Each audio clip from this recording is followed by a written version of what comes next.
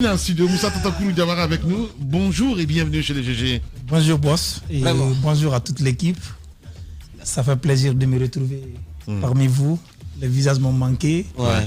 C'était virtuel pendant 5 ans. Ouais. Aujourd'hui je suis avec vous. Et je suis hasardement assis entre 2 Moussa encore, donc 3 Moussa dans ce studio. Et merci beaucoup. Bonjour à tout le monde. Merci. Ouais. Il y a Tamba qui me disait hier, Lamine, que quelqu'un lui a dit « Ah, Tatakour est arrivé en Guinée. Je crois au renversement du régime. » C'est pas possible.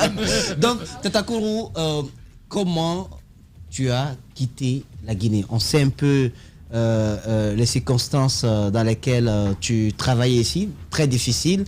Nous nous rappelons de ton passage ici, quand tu as été attaqué, parce qu'il faut quand même dire que le Moussa ne reste jamais tranquille. Tu as été tabassé du côté de la Haute-Guinée, il a fallu que tu partes au Mali, tu es revenu, il y a eu encore des problèmes. Alors, à quel moment tu as compris que ta vie était en danger, qu'il fallait que tu quittes ce pays? D'abord, je vous dis merci et bonjour à tout le monde.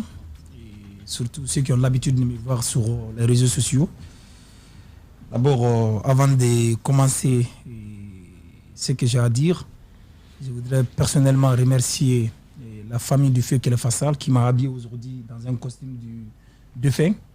Quand j'ai été rendre visite quand j'ai rendu visite à la famille, sa vive a fait sortir ce costume avec ses filles pour me dire que nous avons réservé ça pour toi, pour tout le combat que tu as fait pour notre papa à son vivant. Ouais. Donc aujourd'hui, je me suis mis dans ce costume pour être vraiment dans Kelefa et le représenter ici dans ce studio. Vous voyez que ce n'est même pas ma pointure, ce n'est pas venu de la France. Ouais. Bon, Donc, tu es habitué aux gros habits. Je voudrais savoir comment la transition s'est opérée. On parle de transition, hein, mais on te voit en image auprès du professeur, le soutenant, militant au départ. Après, on t'a vu. Si vous voulez, voilà, j'en viens. Les grandes gueules. Moi, je suis de Sigiri, de la Haute-Guinée. Et si vous me permettez que je parle, je vais parler.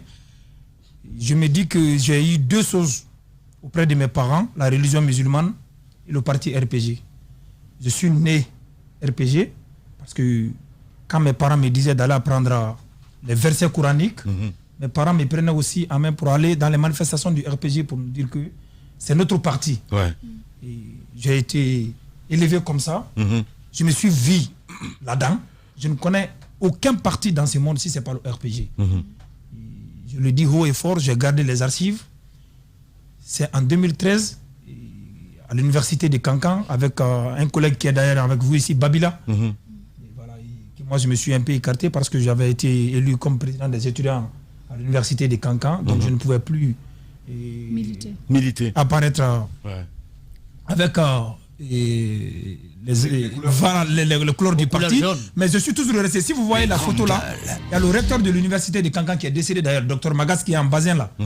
On était venu en comité d'étudiants pour rencontrer le président. C'est lui qui a à droite là, Dr Idrissa Magasouba, qui a été recteur à Cancan. Il nous avait reçus. Et voilà. Et donc, le divorce finalement avec le RPG? En fait, le divorce en quelque sorte, j'ai tiré la sonnette d'alarme à Cancan quand j'étais à la radio Baté FM pour dire attention, il y a un élan de trahison. On ne peut pas comprendre que quelqu'un pour lequel on s'est battu pendant 40 ans, moi j'avais quel âge à l'époque, 29 ans, 30 ans, vienne au pouvoir et qu'il fasse 3 ans sans venir en Haute-Guinée. Et quand j'ai parlé de ça, il ne fallait pas. On m'a pris tout de suite comme un ennemi du parti. Et ce que je peux dire ici, je parle devant les témoins. Il n'y a pas 5 jeunes en Haute-Guinée. Et quand vous demandez même aux responsables du parti en Haute-Guinée de vous aligner 5 jeunes qui se sont battus pour ce parti, et voilà, peut-être qu'ils peuvent être animés de la mauvaise foi.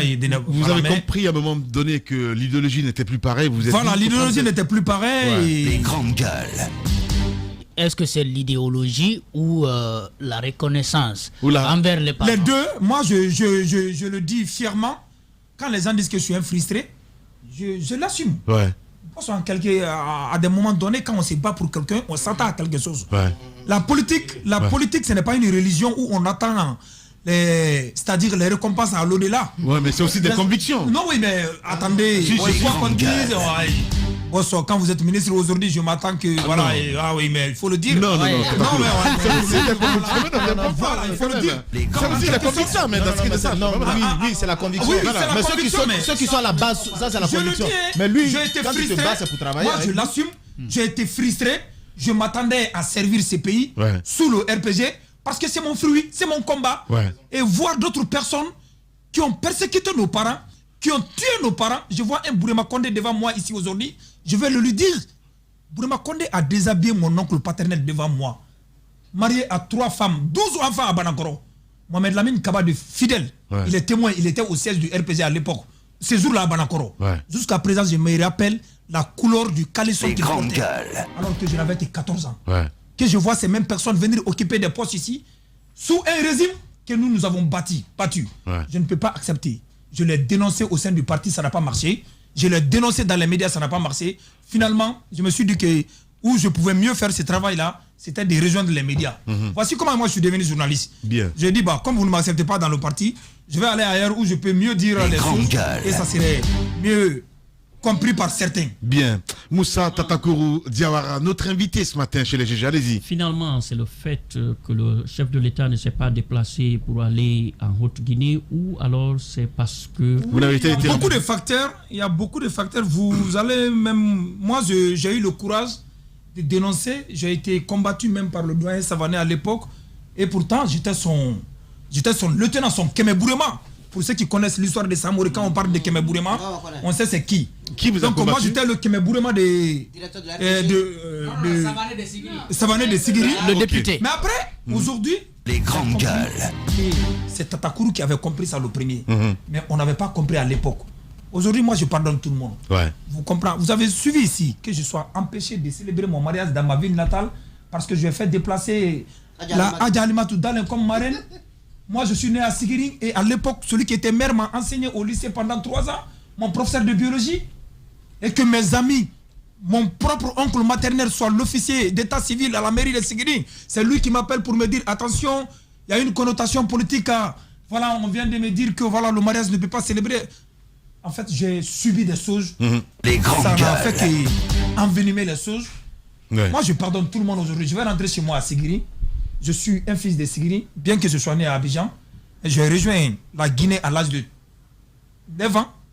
Je n'ai vu ma mère qu'à 26 ans. Je ne connais même pas ma mère. Ma mère m'a envoyé en Guinée à l'âge de 9 ans. Je l'ai revu à 26 ans. Mais tout cela, j'ai fait ces combats-là et donc partir à l'eau comme ça. Vous voyez, bon, je n'ai pas suffisamment le temps pour vous parler. Tout cela ici dans cette émission. Mais j'espère que voilà, le temps viendra pour nous, les témoins, de parler. Vous dites que vous pardonnez à tout le monde. On a vu cette sortie des jeunes du RPG, notamment au siège, qui demandaient la libération immédiate du président Alpha Condé. Qu'est-ce que vous pensez de Koulumba, il ne faut pas que je dise Alpha Condé si mes amis vont me dire « Oh oui, il a changé de nom ». En fait, Homo, il faut dire que l'humiliation qu'Alpha a eue, j'ai pleuré. J'avais dit ça quand il a enlevé Siakabari. Moi, si vous me permettez, je ne pouvais pas comprendre que Alpha peut pardonner d'autres cadres de ce pays juste pour des raisons politiques et éloigner tous ceux qui sont de la Haute-Guinée qui ne conjuguent pas le même verbe que lui. Prenez Lansana Kouyaté, prenez Ousmane Kaba, prenez François Lonson Fall, prenez Siakabari. C'est-à-dire qu'ils pouvaient accepter l'opposition des autres venant des autres régions, mais pas chez nous en Haute-Guinée. Moi, j'ai laissé mon propre grand-père biologique. C'est que vous ne savez pas, Mamadi Diawara est du même père que mon grand-père. Mais je n'ai jamais été militant de PTS. Il a parlé fatigué. J'ai dit, j'ai une conviction. Mon grand-père lui-même, biologique, lequel tu es le frère, était du RPG. Donc moi, je suis du RPG. Regardez comment tous ceux-ci ont été récompensés par ce monsieur. Kelefa Sall. Quand il est mort ici, aucun fils cadre de Sigiri n'a été aux obsèques de Kelefa. Parce que tout simplement, il s'est opposé à quelqu'un. Les grandes gueules. Dans ce domaine. Voici des frustrations je reconnais que j'ai tenu des propos à... Voilà, Antoine parlons justement de ces propos. Oui, Antoine, j'en venais. Ne te presse pas, j'en venais. Les grandes gueules. Les conditions de détention du président, est-ce que... au même Alpha Condé, d'ailleurs, lui, il est mieux traité aujourd'hui libération. et sa prison doit être la prison de Kerouani, que nous considérons en Haute-Guinée comme l'une des prisons les plus dangereuses, ou à Kindia. Les grandes gueules. Alpha Condé ne peut pas être sous les climatiseurs aujourd'hui quand même. C'est que Doumbouya est humain. Tu me donnes Alpha Condé aujourd'hui. Sincèrement, on va aller à Kerouani ensemble. Il va aller faire sa prison à Kerouani. Les grandes gueules. Il y a des faits dans ces pays ici. Il faut qu'on ait le courage de se dire les vérités. Pas la vérité, mais les vérités. Moi, je vois des gens ici, ils savent faire les décomptes communautaires. Quand il s'agit de citer les cadres de l'UFDG à l'Assemblée, les députés, ils disent ouais, il y a eu 29 Diallo, il y a eu 4 Ba, il y a eu 3 Barré. Mais la même stratégie là, faites-la pour, du moins pour le cas des victimes. Vous vous rendrez compte que les tueries en Guinée ont été communautaires. Moi, je l'assume. Quand j'étais petit, mes parents m'ont dit que Lansana Conté n'aime pas les Malinqués. J'ai été élevé avec ça. Et on m'a dit que les Soussous n'aiment pas les Malinqués. Moi, à l'époque, il y avait un monsieur Conté à Sigri. Nous, on ne suivait pas ses cours. Un professeur de chimie parce qu'il est Conté. Donc, moi, je vois la même injustice s'abattre sur une autre communauté, sous un régime que moi-même j'ai mis en place. Attendez que je vienne. Boss, excusez-moi, il faut que j'ai le courage de le dire. Acceptons, il n'y aura pas de justice dans ces pays ici. Vous avez vu les mêmes magistrats là-bas. Nous, on ne pourra pas changer tous ces magistrats-là. Ayons le courage. Disons les choses, ce qui s'est passé. Ça s'est passé sur la tête de quelle communauté? Il faut le dire comme ça. Et puis, entre nous citoyens, on pourra se réconcilier sans la justice. Voilà, il faut la justice. Il n'y aura pas de justice ici. Il faut la justice. Il n'y aura pas de justice. Je connais. C'est la justice. C'est le souhait de tout le monde. Mais moi, je vous dis que l'espoir n'est pas permis. Il faut la justice. Allez-y, Antoine. Évidemment, sur beaucoup de comme évidemment. Allez-y, Antoine. Allez-y, Antoine. Évidemment. Depuis 2015, donc, Tata Kourou a quitté la Guinée. Moi, la question que j'ai envie de poser, c'est était-il en France pour des faits d'exil ou c'était un voyage volontaire? Parce qu'il faut qu'on fasse la part des choses. Il faut savoir que... Oui, j'ai la question. Pourquoi est-ce que Tata Kourou a quitté la Guinée? Comment il s'est retrouvé en France? Oui. Et... Voilà. La question d'abord. Je ne voulais pas, parce qu'avant d'aller en France, j'ai été aux États-Unis. Quand il y a eu les événements malheureux là, à Cancan contre la radio Baté FM, je déplore d'ailleurs, je présente mes condoléances à la famille du colonel qui est tombé à Sectoria là. C'est lui qui a saccagé la radio Baté FM. Le colonel Yamou Ibala. Par complicité de Fodé Nyagasola. C'est Fodé Nyagasola qui lui avait dit ces jours-là de m'arrêter. J'avais ma moto 4 m'a arrêté. Avec la clé, j'ai pris, je fuis. Donc, la question c'était quoi d'ailleurs? Les raisons de votre... Les raisons, quand je suis revenu des États-Unis, comme toi-même tu l'as retracé déjà dans tes posts sur Facebook, que je me suis beaucoup fait agresser dans ces pays. Antoine, en fait, je suis réfractaire à l'injustice.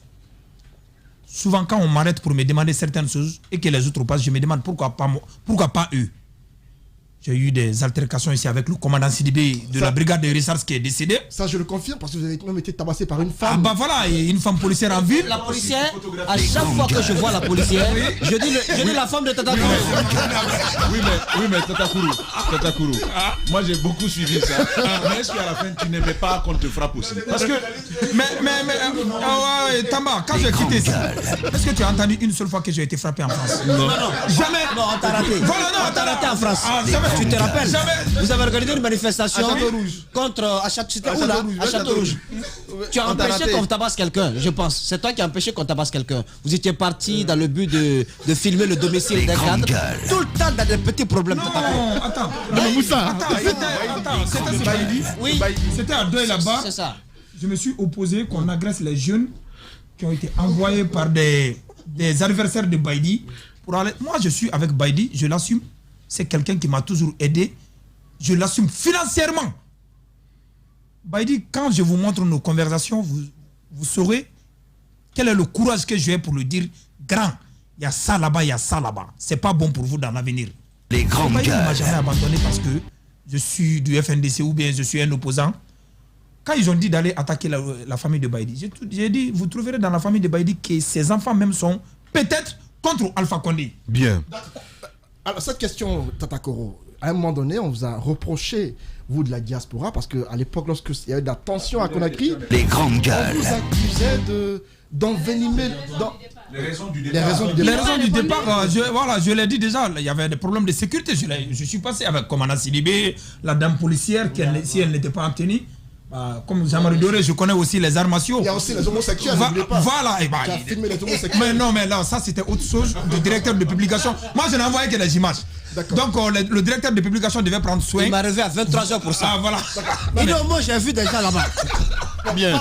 Parlons de ce séjour en France qui a duré 5 ans.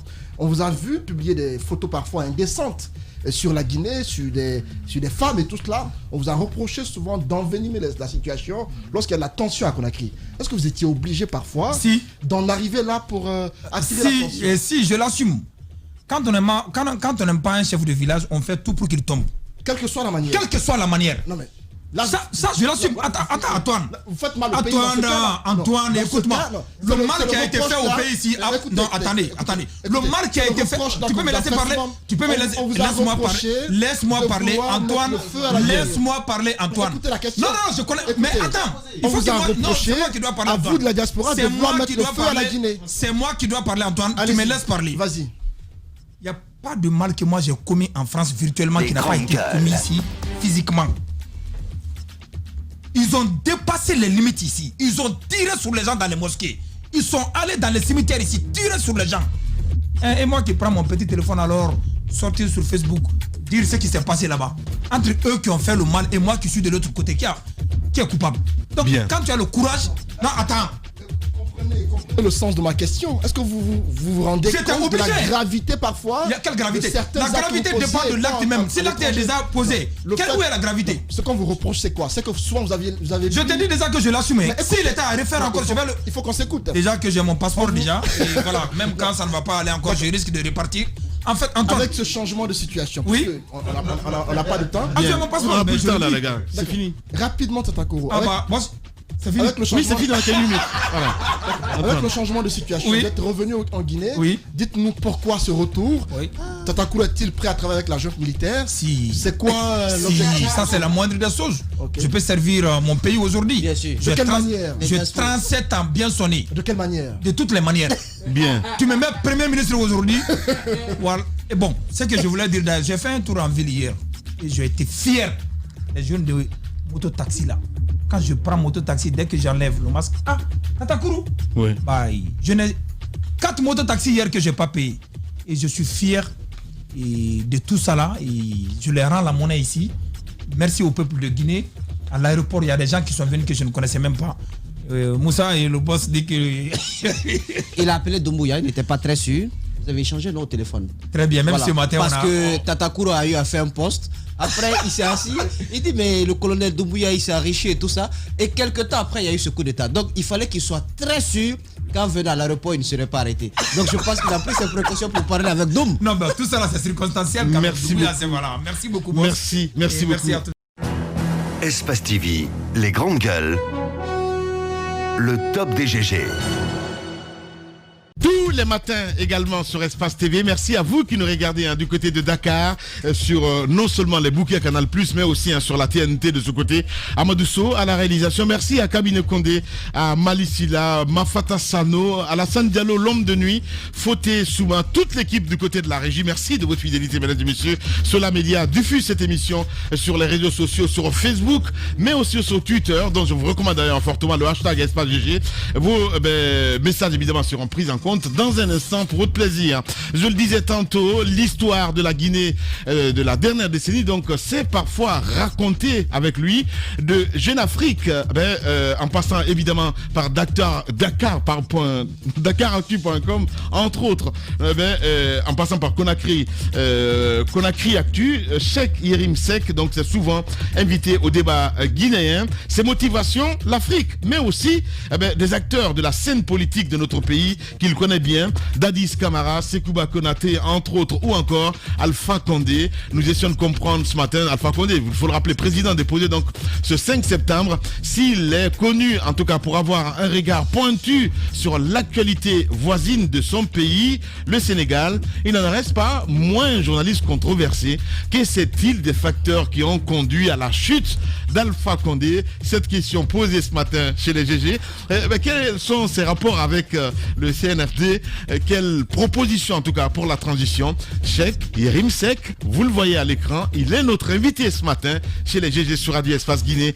Je vais partir avec quelques messages que vous avez bien voulu laisser là, évidemment sur le 657 39 13 13, avec ce premier message qui nous parvient. Bonjour les GG, bonjour à toute l'équipe. À mon avis, que ce soit le 28 septembre ou le 2 octobre, au lieu d'aller faire la fête, on devrait plutôt se mettre autour de la table, et veut dire pour discuter comment faire pour sortir la Guinée du chaos. Donc c'est ingénieur Iko, j'essaie de reformuler un petit peu les vrais gens qui nous envoient ce message. On reste avec cet autre également, lui c'est Henri Momou de Oué qui nous écrit: bonjour les GG, je ne méprise pas les âmes tombées le 28 septembre 2009, mais on ne peut pas perdre de vue l'importance du 28 septembre 1958 qui marque l'histoire de notre pays à cause des intérêts politiques. Signé Henri Momou de Oué qui nous envoie ce message. Bonjour les GG, on peut bien célébrer les deux 28 septembre en commençant par un moment de rappel et de recueillement pour les victimes à partir même de dépôt de Jacques de Fleurs entre autres. Lui c'est Gassel qui nous envoie ce message. Bonjour les GG, dites à Daouda que jusqu'en 1994 on a bien fêté donc le 2 octobre par un grand défilé donc à la place des Martyrs avec la participation de toutes les écoles de la capitale et de toutes les couches sociales, y compris l'armée. Ama de Pifria qui nous envoie ce message. Quelle hérésie de dire que la Guinée n'est pas un État alors que c'est un territoire délimité par les frontières et soumis donc à des lois. Cette tendance à faire table rase de tout est vraiment malheureux. Conté qui nous envoie ce message.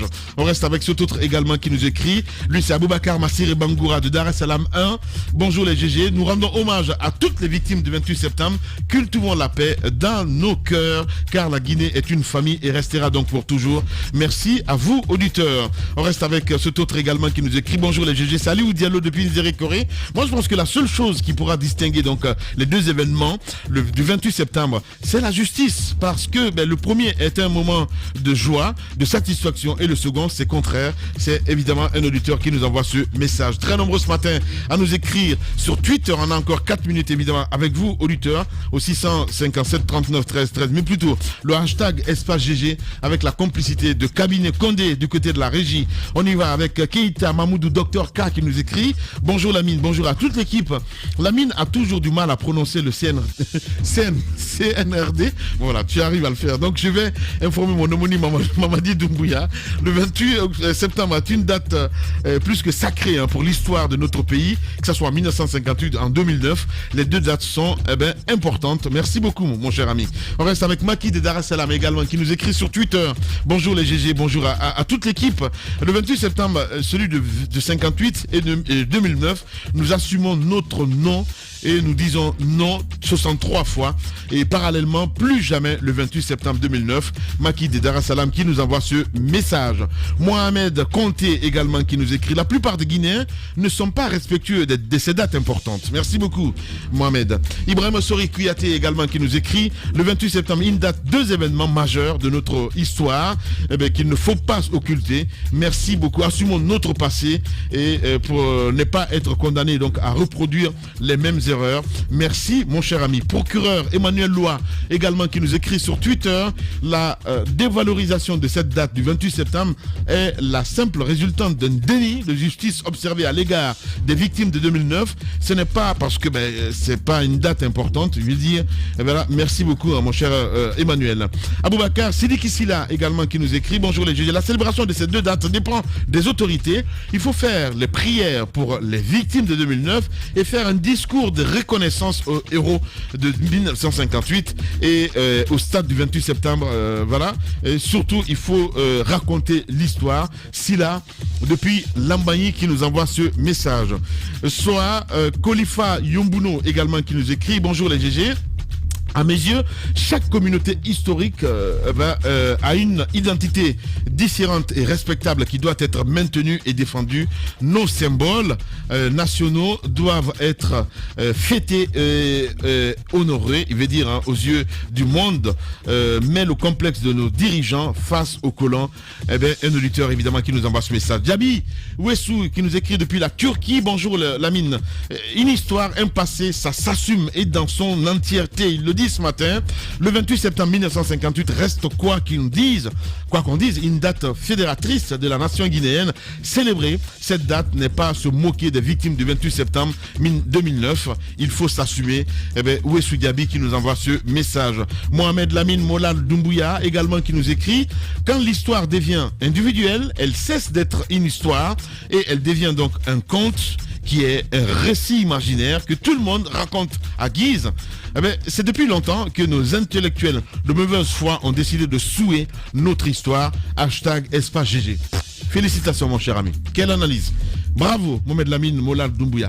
On reste avec Iboun Diallo également qui nous écrit: bonjour les GG, le tronçon à 1500 francs, le couvre-feu de minuit à 4h du matin, prisonniers politiques libérés, les frontières rouvertes, donc Aignolé arrêté un 28 septembre, on ne peut rêver mieux. L'histoire renaît et bravo au CNRD. Merci beaucoup mon cher ami. Youssef Kaba également du côté de PEDN qui nous écrit, toujours fidèle au poste, les mêmes accusations portées sur Ebomaf depuis quelques années.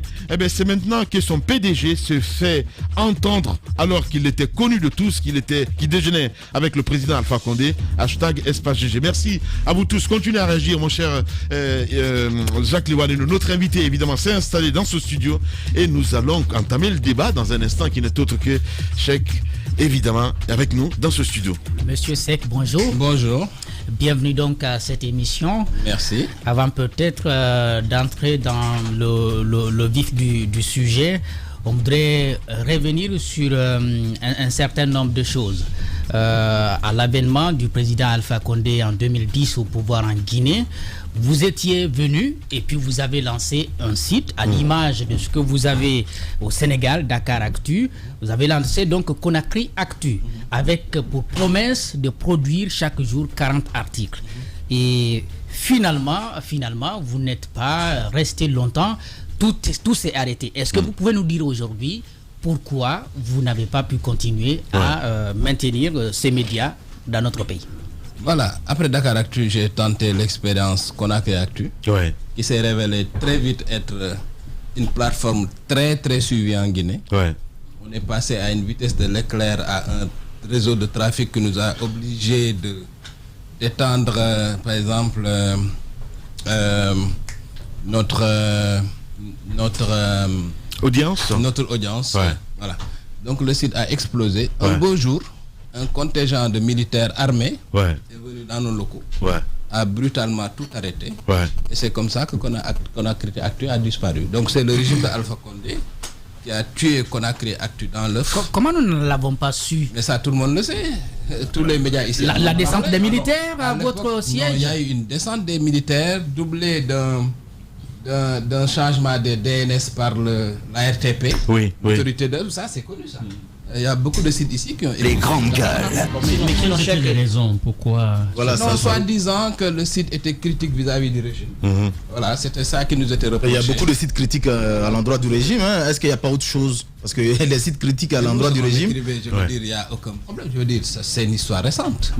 Je veux dire, bon, le problème c'est que, bon, effectivement, ça n'a jamais vraiment fonctionné entre Alpha Condé et moi. Ça c'est connu, je veux dire. Parce que bon, il a toujours pensé que j'étais quelqu'un de procès-loup, de procédure. Il n'a jamais caché, Alpha Condé. Donc, les informations qui nous parviennent nous font savoir, on nous apprend que c'est Kouyaté qui a précipité la fermeture de Conakry Actu. C'était pas la même période, hein. C'était pas la même période, Antoine. Pas la même période. Attendez, laissez finir. Allez-y. Allez-y, Antoine. On nous apprend que Kouyaté a précipité la fermeture. Après, bien sûr, vos accrochages. Il y a un article de presse contre lui, Kouyaté, par rapport à un prince émirati. Et derrière, il a révélé une information selon laquelle Cheikh Yérim aurait voulu l'escroquer un montant de 150 000 euros. pour un article de presse contre Chantal Coll. D'où vient ça? Contre Chantal Coll. En 2015, M. Yerim Seck. Ça, c'est une histoire rocambolesque que j'apprends pour la première fois. C'est une première. Et puis Kouyaté, pour votre information... La révélation de Kouyaté, c'était sur nos antennes.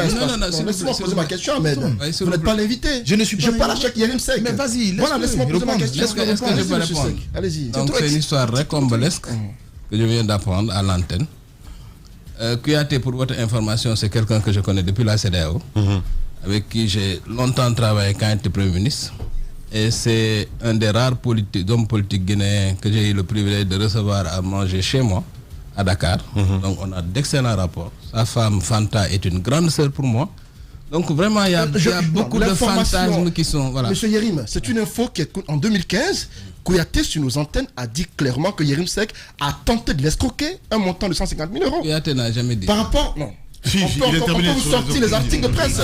Les articles existent. Monsieur Yerim Seck, sur le cas Chantal Coll. Non, je ne crois pas. Sur le cas Chantal Coll. Parce que Kouyaté, c'est quelqu'un avec qui, jusqu'à preuve du contraire, j'ai de très bons rapports. Donc cette information, vous ne la reconnaissez pas? Totalement. Comme tout, beaucoup de choses, beaucoup de fantasmes. À l'époque, je reviens sur votre article de presse, sur un prince émirati contre qui, selon votre article de presse, Kouyaté avait tenté de stocker de l'argent. Non, vous n'avez pas suivi d'ailleurs l'enquête.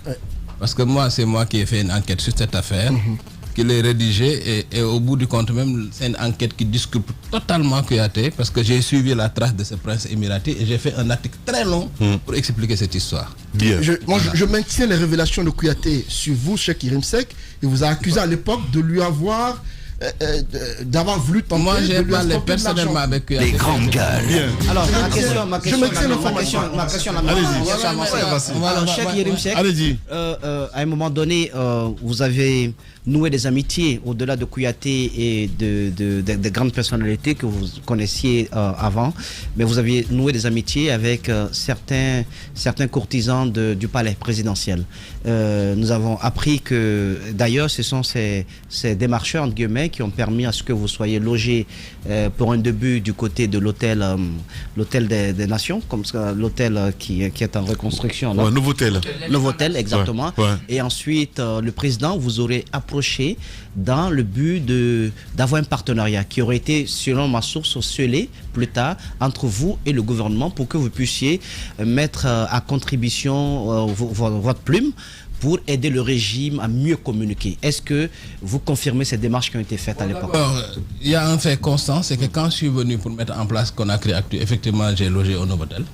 Parce qu'il se trouve que Capitaine, que tout le monde connaît, est un très grand ami à moi. Dadis Capi Camara. Qui était à l'époque DG de Novotel. Et donc, voilà, j'ai logé dans cet hôtel pendant tout le temps où je mettais en place Conakry Actu. Après, évidemment, j'ai changé de logement parce que c'était pas tenable non plus de payer l'hôtel à flux tendu pendant des mois.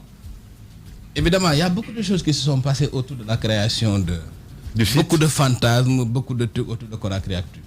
Je dois vous avouer aussi que j'ai dans le régime d'Alpha Condé des grands frères. Parce que moi, j'ai toujours assumé mes amitiés. Quelqu'un comme Ibrahima Kassori Fofana, par exemple, a toujours été mon grand frère. Depuis mon premier séjour en Guinée, il m'avait été présenté à l'époque par Salifou Kamara Sipervé. Et donc, on a gardé de très bons rapports. Bon, mais je veux dire, la ligne de Conakry Actu, j'ai tenu à ce qu'elle reste une ligne libre. Ouais. Et pas forcément critique d'ailleurs. Moi, j'ai pas compris pourquoi à un moment donné, on a été combattu. Espace TV, les grandes gueules, le top des GG. Je vais vous expliquer. Les grandes gueules. C'est un fou furieux. Et Dadis, j'étais pas. Et puis Dadis avait une fixation sur Jeune Afrique. Moi, des fois, j'ai revu sur le filet de Google les interviews de Dadis sur. Nous tous sommes. Nous tous sur les insultes, les trucs, les insinuations, les accusations, les affabulations. Bon, bref. Affabulation, voilà. Rumeur, fantasme. Mais est-ce que je peux par Idrissa Chérif? Est-ce que je peux aller au bout? Non, vous allez aller au bout. Parce que Idrissa Chérif, Dadis...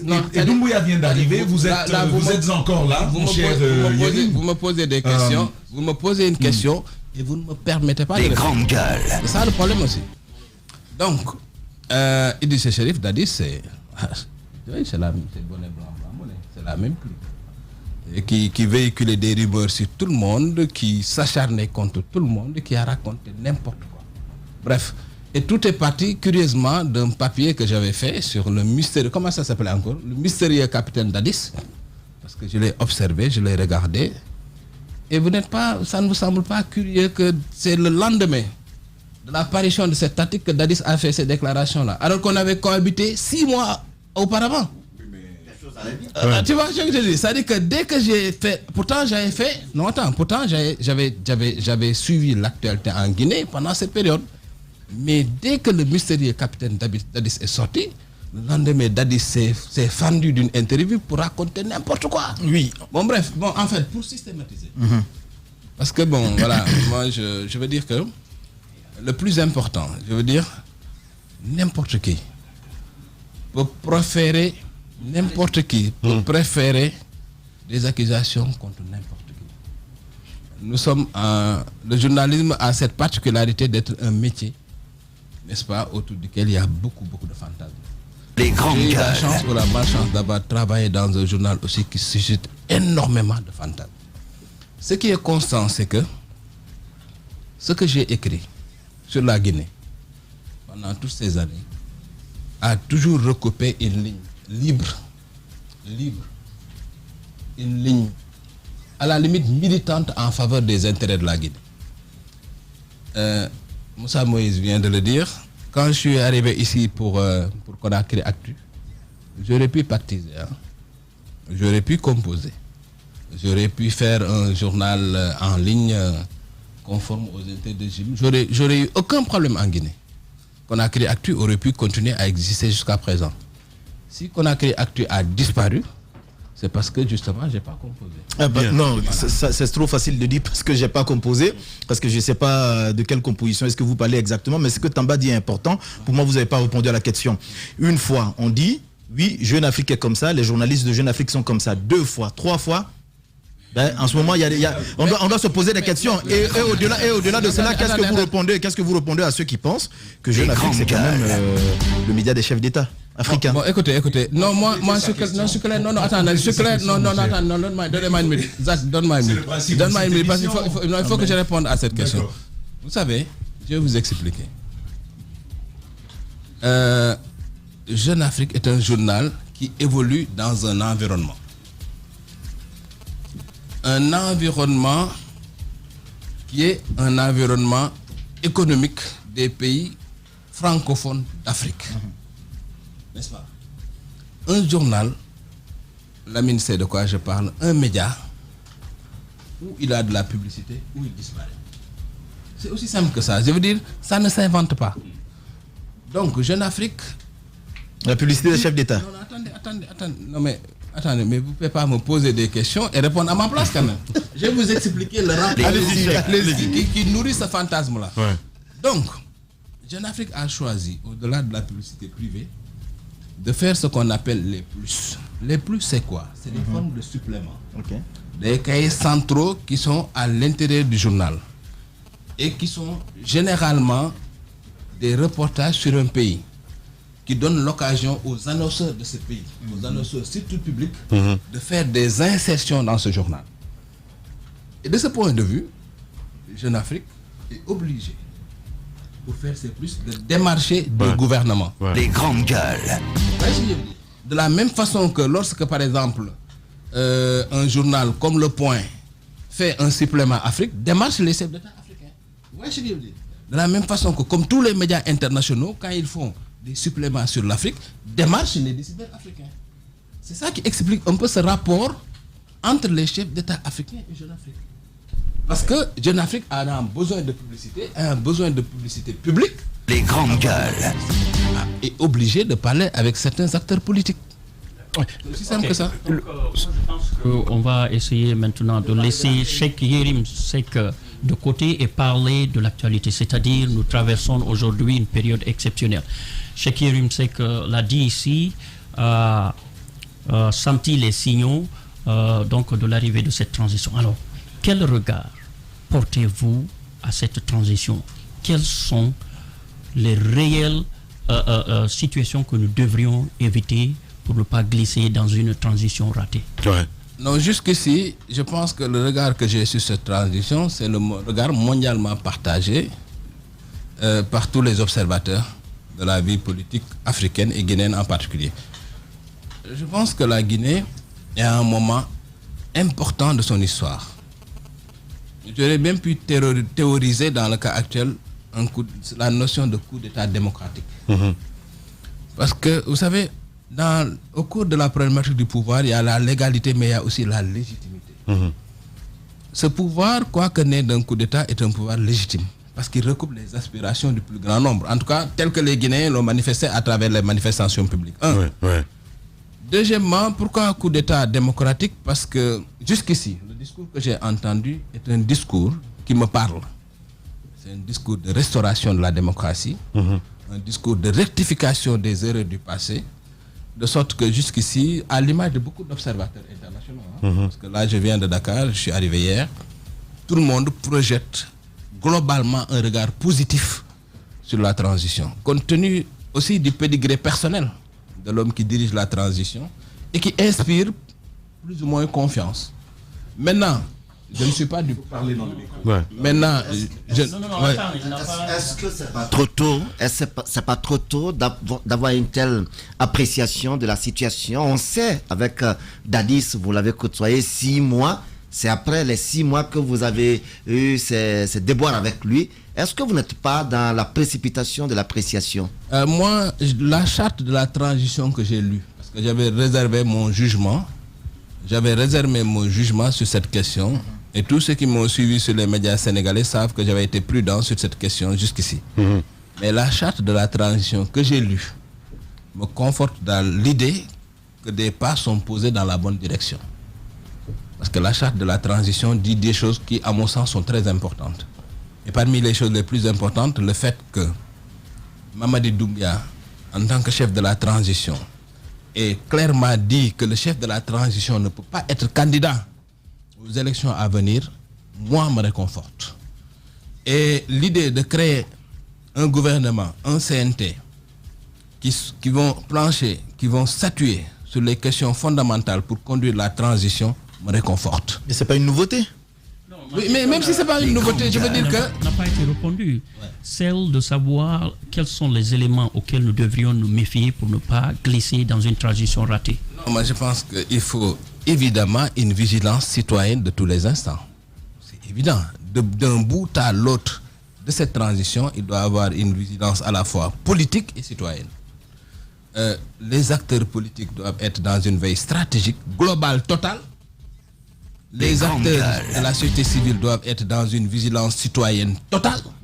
La presse doit être une vigie radicale de la démocratie. Comme dit l'autre, le pouvoir ne lâche que ce qu'on lui arrache. C'est Victor Hugo. Il dit le roi ne lâche que ce qu'on lui arrache.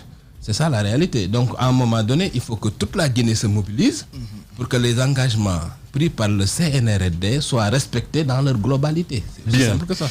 Notre invité ce matin chez les GG, évidemment, Cheikh Yérim Seck, journaliste. Allez-y, mon cher. On a eu du mal à trouver des motifs aux relations tendues que le président Alpha Condé, l'ex-président Alpha Condé, entretenait avec son frère, son petit frère, comme il l'appelle, Macky Sall.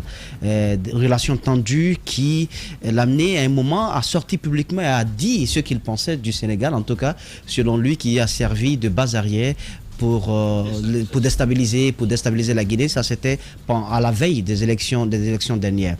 Vous êtes peut-être mieux informé de cette situation. Qu'est-ce qui est en dessous? Est-ce que c'est depuis le temps Sékou Touré, ce qu'on nous a raconté, la Guinée et le Sénégal ont eu du mal à partir ensemble, ou bien pour le cas du président, de l'ex-président Alpha Condé, c'est nourri par autre chose? Je vais vous dire ce que j'en sais. Ce que j'en sais, c'est qu'Alpha Condé n'a jamais toléré les séjours répétitifs de Cellou Dalein Diallo à Dakar. Cellou Dalein Diallo, c'est quelqu'un qui a... C'est trop facile, il n'est pas fixé dessus. Attendez, non, il n'est pas fixé dessus. Non, je vais dire tout ce que j'en sais. Ce n'est qu'un argument. À un moment donné, on a agité l'idée d'un complot à partir de Dakar qui aurait été concocté par Cellou Dalein Diallo, Tibou Camara et Diallo Sadakadji à partir de Dakar. C'est là où les relations ont commencé à se dégrader. C'est ça la réalité, c'est au tout début de cette affaire. Voilà. Au tout début du premier mandat. Voilà, justement. Après, il y a eu un certain nombre d'épisodes, parmi lesquels, par exemple, la crise Ebola, quand un jeune Guinéen a traversé la frontière et a eu la maladie Ebola, a été soigné à Dakar. Et suite à cette décision, par principe de précaution, Macky Sall a fermé la frontière. Ça a été un incident très important qui a conduit à l'époque Alpha Condé à vouloir boycotter le dernier sommet de la francophonie de Abdou Diouf à Dakar. Il a fallu l'insistance de Diouf pour que Alpha Condé accepte de venir participer à ce sommet. Mais quand il est descendu de son avion, Macky Sall a voulu lui serrer la main. Il a dit non, je ne vais pas vous serrer la main parce que j'ai Ebola. C'est dire l'état de la tension entre les deux. Au-delà de ça aussi, de tout ça aussi, il y avait un problème ethnique. Il faut dire la vérité aussi. Les grandes gueules. Alpha Condé a plus ou moins transposé les divergences ethniques intra-guinéennes dans ses rapports avec le Sénégal, pensant que pour des raisons d'affinité ethnique, Macky Sall soutient Cellou Dalein Diallo, Omaro Sissoko Embalo, etc., etc. Parce qu'il y a eu aussi ce débat. Et Alpha Condé a parlé à beaucoup de gens qui ont rendu compte à Macky Sall. Donc il a soupçonné à un moment donné Macky Sall d'être à la tête d'une sorte de complot pôle international pour installer des pôles un peu partout en Afrique de l'Ouest, etc. Mais il y avait eu ce problème aussi. Avant donc qu'on en arrive là, parce que Embalo c'est récent, et puis les tensions au niveau politique avec Macky Sall, ça aussi je peux dire que c'est récent. Mais l'épisode d'Ebola que vous évoquiez à l'instant, est-ce que sur cela seulement vous ne pouvez pas vous dire que Alpha Condé n'était pas le seul problème dans ces relations plutôt tendues entre le Sénégal et la Guinée à travers les deux chefs d'État, parce que nous étions en crise, c'était réel, et le Sénégal a été le premier pays à adopter un tel comportement à l'égard de la Guinée. Mais écoutez, Ebola, c'est pas de la blague. C'est une maladie épidémique, dangereuse et mortelle. Ouais, non, attendez. Pour tout le monde, tout comme pour le Mali. Non, faut dire la vérité. Non, écoutez-moi. Ce n'est pas une blague. Écoutez-moi, pour le Mali, par exemple. Quand les Toubabs ferment leurs frontières pour des ressortissants africains dans des zones épidémiques, ça ne pose pas de problème. Il y a ce qu'on appelle le principe de précaution. C'est-à-dire quand un Guinéen quitte le Sénégal, parce que ça, on n'est plus au niveau du fantasme, on est au niveau de la réalité.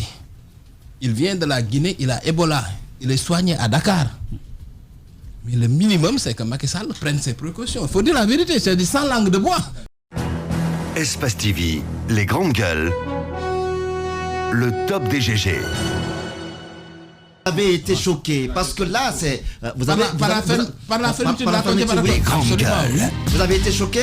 Absolument. Est-ce que les arguments avancés par Alpha Condé, par la Guinée à l'époque, parce que c'est vous qui avez utilisé le terme protection. Oui.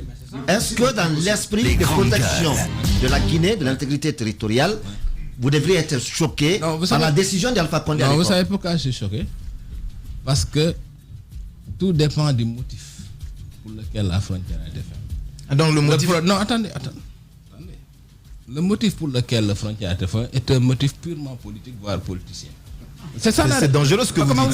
Vraiment, hein? C'est dangereux parce que quand un président vous dit que ce sont mes renseignements qui m'ont donné l'information, vous dites que c'est politique. Non, d'abord. Alors que vous avez parlé de protection. Non, je ne suis pas. Non, attends. On sait un peu ce qui se passe. Quand même. On est des journalistes, on n'est pas naïfs. Non, ça dépend. Moi, la version officielle, pour moi, une version officielle est une version mensongère. C'est ça la réalité. Moi, je ne crois pas en version officielle. D'accord, il a dit. La réalité, c'est quoi? C'est qu'à un moment donné, Alpha Condé a trop fantasmé de la déstabilisation venant du Sénégal. Fantasme. Mais c'est pas vrai. Vous aimez bien le... Non, mais il n'y a pas de... Non, mais c'est vrai. C'est-à-dire qu'il n'y a pas de déstabilisation. Vous savez pourquoi c'est pas possible? La Guinée et le Sénégal ont un rapport particulier. Ça doit être un exemple unique au monde. Voilà deux pays frontaliers qui ont 3,5 millions de personnes ayant la double nationalité. Il y a une consanguinité entre ces deux pays. Une interaction entre ces pays telle que je trouve que c'est dangereux. Voire malfaisant. Non. Bien. Il n'y a pas 3,5 millions de personnes avec la double nationalité malienne. Ça n'existe pas. Donc une interaction comme ça entre deux peuples et qui sont deux peuples similaires ne peut pas être interrompu pour des calculs politiques. Alors moi je vais vous dire, tout ça on l'a entendu par plusieurs fois. Le président de la République, même s'il n'est pas président aujourd'hui, c'était notre président. Et je ne crois pas que le fantasme soit le meilleur terme pour parler de motivation sur une décision qu'on a entendue, qui a été prise sur la fermeture des frontières. Les grandes gueules. La Guinée-Bissau et puis d'autres pays. Maintenant, moi je reviens à la question de la transition. Vous l'avez dit, il y a pas mal d'atomes crochus entre vous et notre pays, la Guinée. Mais je veux vous poser quand même cette question. Pourquoi vous êtes là, Yérim Seck? Je vous pose cette question. Pourquoi vous êtes sur le territoire guinéen? Je la termine. Est-ce que vous entrevoyez de rencontrer le CNRD?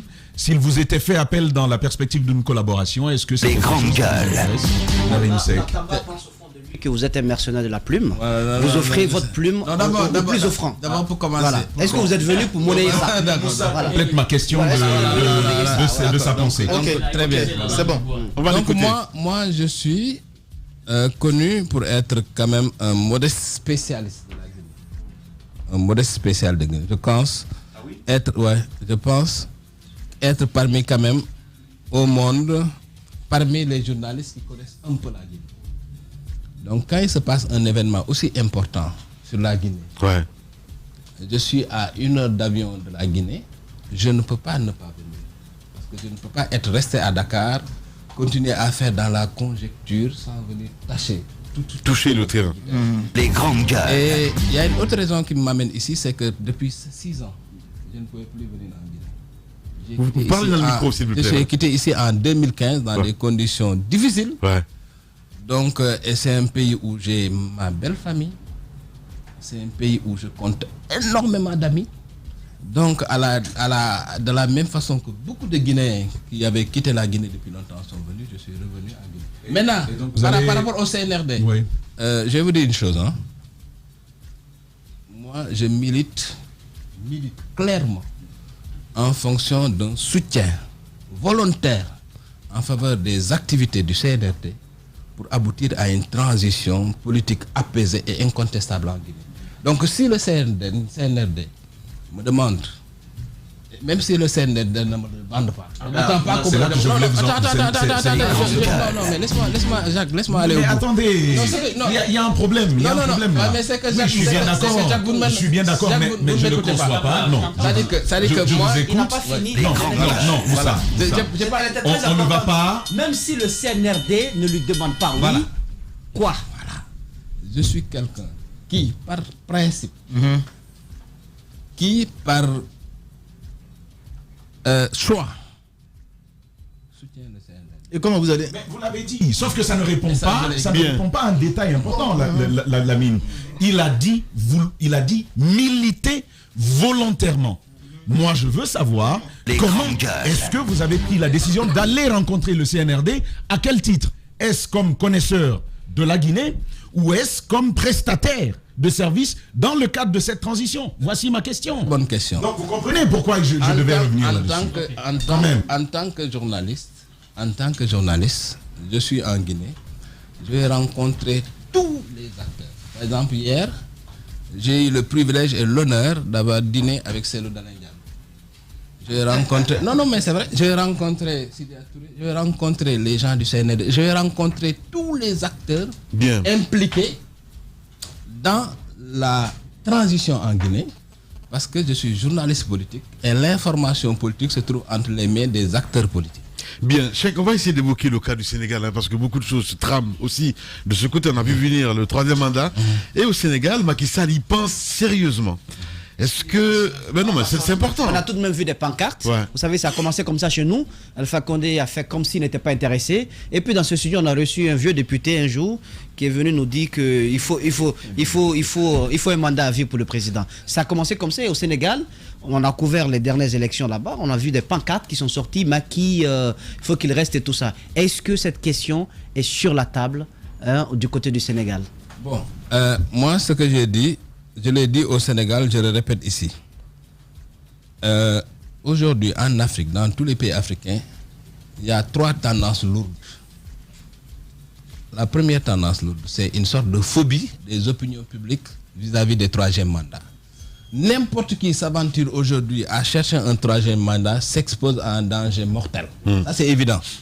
Deuxièmement, il y a une vigilance citoyenne à travers les réseaux sociaux qui fait que n'importe qui ne peut plus faire n'importe quoi. Troisièmement, il y a une prise de conscience démocratique des armées qui fait que n'importe qui ne peut pas jouer avec le feu. Alors je pense que si Macky Sall s'amuse au Sénégal dans le contexte d'aujourd'hui à demander un troisième mandat, c'est une réalité. Non, ça dépend. Lamine, c'est plus compliqué que ça. Honnêtement, c'est-à-dire que il y a dans son bord des gens qui s'agitent. Il y en a beaucoup. Parce qu'on est en Afrique. Voilà. Et puis bon, les entourages. Alpha Condé même, je me dis, tu sais, en Afrique, c'est un peu, à un moment donné, c'est l'entourage qui te prend en otage. Te fait savoir que tu es un homme providentiel, rien ne peut marcher sur toi ou le chaos, etc. Donc il y a des effets de cour et d'entourage. Mais Macky Sall que je connais, avec l'intelligence politique que je lui connais, je pense honnêtement qu'il ne peut pas s'aventurer sur ce chemin-là. Pour deux raisons, à mon avis, deux raisons. Il s'est passé en mars au Sénégal quelque chose d'exceptionnellement important pour l'analyse politique. C'est-à-dire le pays a failli basculer à travers des manifestations menées par des jeunes. La rage au ventre, c'était extra. Il a fallu qu'il recule pour sauver son pays. Ça, c'est un signal fort. Deuxièmement, ce qui vient de se passer en Guinée, la porte du Sénégal, aussi est un autre signal. Je voudrais revenir un peu sur la Guinée encore, sur cette transition. À l'orée donc de cette transition, nous attendons des élections et nous avons déjà vu la communauté internationale entre guillemets qui a condamné donc le coup d'État. Est-ce que vous pensez aujourd'hui que la Guinée aurait la possibilité de mobiliser les fonds pour organiser une élection sûre, ou alors est-ce que le fait que la Guinée a une monnaie propre à elle est un avantage ou un... Non, c'est un avantage fondamental. S'il faut que la Guinée imprime 1000 milliards de francs guinéens pour organiser ces élections, la Guinée doit le faire. La Guinée, à mon sens, doit... Mais c'est un mauvais conseil, ça. Non, c'est pas un mauvais conseil, c'est la vérité. C'est une question de souveraineté. La Guinée a rendu... Les grandes gueules. Pour une fois, la Guinée a la possibilité de s'ancrer définitivement dans la démocratie et l'état de droit. Parce qu'il y a eu le virage raté de 2009-2010. Et ça, la souveraineté, ça a un prix. Ça a un coût. Bien. On est devant une CEDEAO qui est dans une stratégie de chantage vis-à-vis de la Guinée, alors que la CEDEAO était muette lorsque Alpha Condé... non, attends, il n'a pas fait que changer la constitution. Alpha Condé a aboli la constitution de Guinée. Tu vois. Donc, je veux dire, aujourd'hui, la Guinée... Le peuple de Guinée, placé devant lui-même, doit assumer ses responsabilités en dehors de toute pression extérieure, de toute pression venant de l'argent. Donc la Guinée doit se donner les moyens d'organiser en toute souveraineté son élection, suivant son agenda, suivant ses enjeux stratégiques, suivant sa vision de l'avenir, pour ne subir aucun chantage lié à l'argent. C'est très important parce que c'est un tournant important. C'est un nouveau départ qui est fondamental pour l'avenir de ce pays. Un journaliste, Cheikh Yérim Seck, qui vous pose cette question, il dit, mais si vous êtes contre le troisième mandat en Guinée ou au Sénégal, pourquoi vous vous acharnez contre Ousmane Sonko, qui constitue un peu la relève, l'espoir? Je ne me suis jamais acharné contre. Quels sont vos rapports? Je n'ai pas de rapport particulier avec Ousmane Sonko. C'est quelqu'un que je connais, que j'ai interviewé, avec qui j'ai parlé beaucoup à un certain moment. Je n'ai aucun problème avec Ousmane Sonko. Mais vous savez, l'exercice du journalisme est très difficile en Afrique. C'est-à-dire, quand on dit du bien de quelqu'un... je comprends très bien. Voilà, il a le même rapport avec un parti politique ici. Quand on dit autre chose, on devient subitement son ennemi. Alors que le propre de notre métier, c'est quand même l'équilibre. Mais il y en a qui ont du mal à considérer l'équilibre comme étant une vertu, alors que c'est la vertu fondamentale. Oui, mais comme on l'a dit, vous avez signalé tout de suite que, par exemple, la Jeune Afrique, vous avez un portefeuille. Est-ce qu'un pays qui accepte, par exemple, de prendre des pages peut avoir quelques faveurs dans le traitement de l'information? Parce que, voilà. Ça moi, ce dont je peux témoigner, pendant que j'étais à Jeune Afrique, on a fait beaucoup de plus sur la Guinée. On a fait beaucoup de plus sur la Côte d'Ivoire. On a fait beaucoup de plus sur le Mali. On a fait beaucoup de plus sur beaucoup de pays sur lesquels j'ai écrit. Personne ne m'a jamais dit d'écrire dans tel ou tel sens. Bien. D'accord. Au moins, je peux en témoigner. On n'a que 3 minutes. Pour le Sénégal, pour le Sénégal, une dernière chose, peut-être par rapport à cette opposition dont on parle, la coalition qui s'est créée avec Ousmane Sonko, Khalifa Sall, est-ce que vous estimez que la relève pourrait venir de là, si bien entendu on exclut l'option 3e mandat pour Macky Sall? Hein? Le PASTEF. PASTEF. Ouais, c'est le parti de Vous savez, le jeu politique est éclaté. Aujourd'hui, rien que dans l'opposition, il y a plusieurs pôles. Il y a le pôle créé par Ousmane Sonko, Khalifa Sall, tout ça, qui est un pôle important. Il faut dire la vérité. C'est même aujourd'hui le pôle le plus important de l'opposition. Parce que Ousmane Sonko était candidat à l'élection présidentielle et a fait 15%. C'est lui un peu le porte-drapeau de ce pôle qui est le plus important. Mais il y a aussi d'autres pôles de l'opposition. Par exemple, il y a le pôle amené par le PDS. Et le PDS, il faut savoir, c'est la partie de l'ancien président Abdoulaye Wade. Ouais. Il faut savoir que le PDS a un réservoir naturel très important. Donc il y a d'autres pôles dans l'opposition. Il y a le CRD, qui est le pôle constitué autour de l'ancien premier ministre Abdoul Mbaye, etc. Donc il y a plusieurs forces. Mais il y a aussi les forces internes au parti au pouvoir. Par exemple, il y a des personnalités fortes au niveau du parti au pouvoir qui peuvent prendre la relève si Macky Sall se retire en 2020. Je pense que c'est trop tôt pour pronostiquer sur la victoire en 2020. C'est vrai que vous avez reconnu votre attachement à la Guinée et le coup d'État intervient, vous courez pour rentrer en Guinée. Est-ce que le coup d'État ou les 2 coups d'État au Mali vous ont-ils intéressé? Quel a été votre apport à ces niveaux? Le coup d'État au Mali, pour moi, est le symptomatique justement de ce que j'appelle le coup d'État démocratique.